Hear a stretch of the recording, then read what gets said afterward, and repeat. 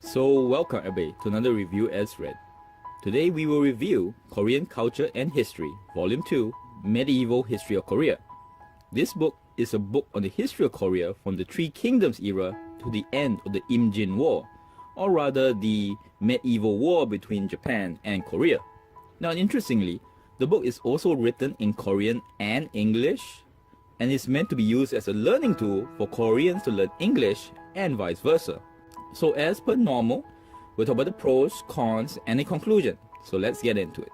Now the first pro of the book is that it is short, summarized, and is written in a comic fashion, and thus it makes remembering the history a lot more easier. The second pro is that the details in the book, which is meant for maybe older kids, you can argue, is actually quite good. You would generally expect a general overview of the history in books like this, but this one actually gives some great details, such as the munitions, explosives, and cannons used by the Koreans during the Imjin War. But unfortunately, that is all the pros of the book. So let's get into the many cons of the book.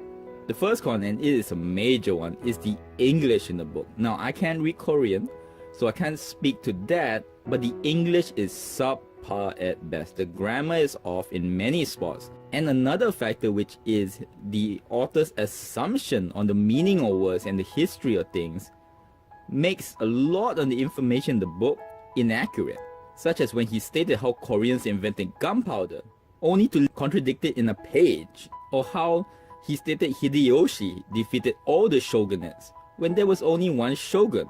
And if you know the history, Hideyoshi never became shogun. Thus, it firstly defeats the purpose of the book as a history book, as the information can't be trusted. And as a book to learn the other language, it fails at that too. As I just said, the grammar is off, and it feels like you are learning the English language from someone who can't really speak the language fluently. The last thing is the Korean patriotism, which after having read some Koreans write about Korean history, I got to say they tend to be more concerned about being patriotic than sometimes it feels like they should be unbiased, especially in a history book. In fact, the other book I read, which was a very detailed one, I couldn't even finish. This is shown in many cases where the author writes about the Japanese and the Chinese and is downright biased and feels almost mean-spirited.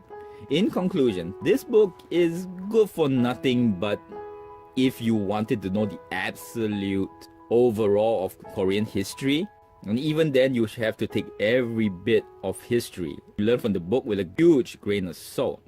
I commend it for its passion, which obviously the person had put in the book, but beyond that I can't recommend this book at all. If I did not know some of the history of Korea already before reading it, I would actually have learned a lot of disinformation. So give this one a pass. Thank you very much. Till next word.